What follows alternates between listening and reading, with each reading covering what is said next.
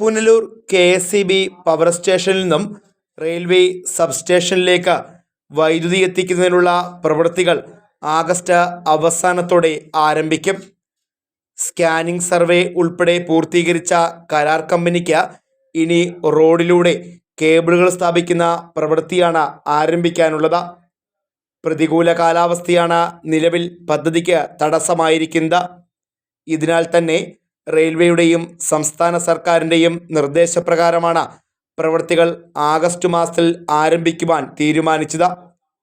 തിരുവനന്തപുരം ആസ്ഥാനമായി പ്രവർത്തിക്കുന്ന ഫാത്തിമ എഞ്ചിനീയറിംഗ് കമ്പനിയാണ് പ്രവർത്തനങ്ങൾ പൂർണ്ണമായും കരാർ ഏറ്റെടുത്തിരിക്കുന്നത്. കെ.എസ്.ഇ.ബിയുടെ പുനലൂർ പവർ ഹൗസ് ജംഗ്ഷനിലെ 110 kV സബ്സ്റ്റേഷനിൽ നിന്നും മലയോര ഹൈവേയും ദേശീയപാതയും വഴി ഭൂഗർഭ കേബിളുകൾ സ്ഥാപിച്ചാണ് വൈദ്യുതി റെയിൽവേ സബ്സ്റ്റേഷനിൽ എത്തിക്കുക.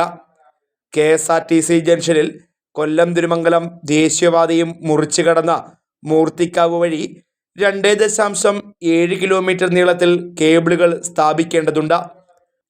പാതയോരത്തുകൂടി വൈദ്യുതി കേബിളുകൾ സ്ഥാപിക്കാനാവശ്യമായ അനുമതിയും ലഭിച്ചിട്ടുണ്ട്.